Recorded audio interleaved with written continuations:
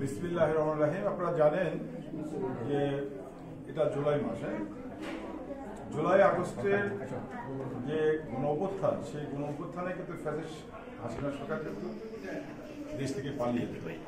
কিন্তু শত শত যোদ্ধা মৃত্যুবরণ করেছেন, মৃত্যুবরণ করেছেন এবং মৃত্যুর সাথে পাল্লা লড়ছেন। এটা রাজবাড়ী জেলার সদর উপজেলার খানখানাপুর ইউনিয়ন। এই ইউনিয়নে কিন্তু এই জুলাই মাসের এই তারিখে আমাদের মুক্তিযোদ্ধা নতুন বাংলাদেশ গড়ার উপকার শহীদ ঢাকাতে ঘাতকের নির্মম বুলেটের আঘাতে সে মৃত্যুবরণ করে। সেই দিনটিকে স্মরণ করে রাখার জন্য আমাদের রাজবাড়ী উপজেলার আমাদের ইয়নো ম্যাম উনি এসছেন এই পরিবারকে সান্ত্বনা দেওয়ার জন্য। আমার ডাইনে গণি যে শহীদ গণির পিতা, তার পাশে গণির মাতা, তার পাশে গণির বিধবা স্ত্রী এবং আমাদের ইয়নো ম্যাম আছেন পাশে আছেন গণির সন্তান, বড় সন্তান নাম আলামিন, এবং সবচেয়ে হলো তার শিশু সন্তানটা আছে জান্নাত। যে কথা আমি বলেছি, এই যে জন্য আমরা আজকে এখানে খানখানাপুর ইউনিয়ন বিএনপি এখানে মিলাদের আয়োজন করেছেন। আবার একইভাবে প্রশাসনের আমার ডিসি আপুর পক্ষ থেকে আমাদের ইউনিয়ন মেম্বার আসছেন এই পরিবারকে সান্ত্বনা দেওয়ার জন্য। ওদের একটা কথা বলি, সেটা হলো যে আমরা বারবার বলে আসছি যে আমাদের বাংলাদেশ জাতীয়তাবাদী দল এই বর্তমান যে ডক্টর ইউনূস সাহেবের যে অন্তর্বর্তী সরকার, এই সরকারের কিন্তু আমরা অসামান্য সাপোর্ট দিয়ে আসছি। আমাদের ভারপ্রাপ্ত চেয়ারম্যান বলেছেন যে আমাদের এই সরকার যদি ব্যর্থ হয়ে যায়, বাংলাদেশ ব্যর্থ হয়ে যাবে, আমরা ব্যর্থ হয়ে যাব। যে কারণে আমরা এই যারা মৃত্যুবরণ করেছেন, যারা অংশগ্রহণ করেছেন এই আন্দোলনে এবং যারা আহত আছেন, তাদের প্রতি কিন্তু আমাদের ভারপ্রাপ্ত চেয়ারম্যানের নির্দেশে কিন্তু আমরা তাদের পাশে আছি।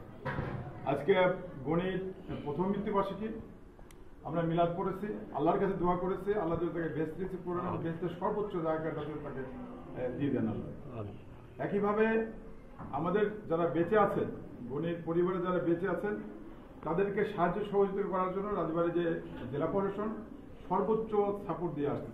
আপনি ইতিমধ্যে জানেন যে প্রত্যেক শহীদ পরিবার পার্কে সরকার একটা করে ফ্ল্যাট দেবে, তাদের কবরগুলো বাঁধিয়ে দেবে, এবং এরা হলো আমাদের বীর মুক্তিযোদ্ধা। নতুন বাংলাদেশ গড়ার যে আমরা যে স্বপ্ন দেখছি এবং তার উপকারীরা, তারা তাদের জীবন দিয়ে রক্ত দিয়ে আমাদের এই সুযোগ তৈরি করে দিয়েছে। এজন্য তা আমরা কৃতজ্ঞ।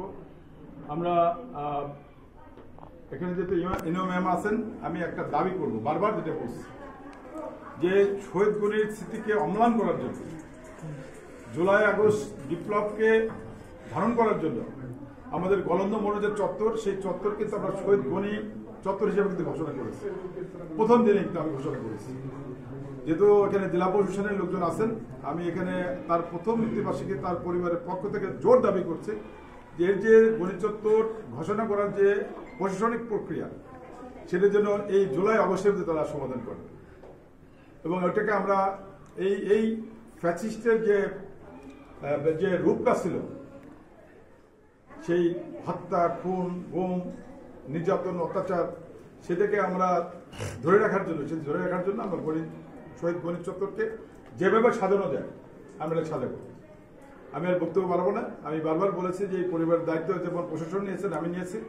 আমাদের এই ছোট বাচ্চাটা আমার নাতি, আমি ওদের বলেছি যে ওকে সুশিক্ষা শিক্ষিত করব, এবং ও যেন ঢাকা বিশ্ববিদ্যালয় বা তার সমমানের বিশ্ববিদ্যালয়ে পড়াশোনা করতে পারে। সেটা যদি আমি করতে পারি বা আমরা করতে পারি, তাহলে আমি মনে করবো শহীদ গণির আত্মা শান্তি পাবে, তার পরিবার সুখে থাকবে। আর একটা কথা বলে দেই আপনাদের, সেটা হলো যে গতকালকে আমাদের যারা গণঅভ্যুত্থানে বৈষম্যবিরোধী যে ছাত্র আন্দোলন ছিলেন, তারা গতকাল কিন্তু রাজবাড়িতে প্রোগ্রাম করেছেন। আমাদের দলের পক্ষ থেকে অসামান্য তার সাপোর্ট দিয়েছে। একই সাথে আমি বলতে চাই, আমাদের শহীদ প্রেসিডেন্ট জিয়াউর রহমান, ভারপ্রাপ্ত চেয়ারম্যান তারেক রহমান, আমাদের মমতা ইমাম দেশনেত্রী বেগম খালেদা জিয়া, তারা কিন্তু আমাদের কলিজার টুকরা। তাদের বিরুদ্ধে কেউ অশালীন মন্তব্য করবে, এটা কিন্তু বাংলাদেশ জাতীয়তাবাদী দল এবং বাংলাদেশের জনগণ মেনে নেবে না। সেজন্য আমরা সহ অবস্থান আমরা কামনা করি, আমরা সহ অবস্থানে আমরা পথ চলতে চাই। কারণ আমরা পথ না চলে আমাদের এই আন্দোলন ব্যর্থ হয়ে যাবে, আমাদের এই বিপ্লব ব্যর্থ হয়ে যাবে, আমাদের এই রক্ত ব্যর্থ হয়ে যাবে। সবাইকে ধন্যবাদ।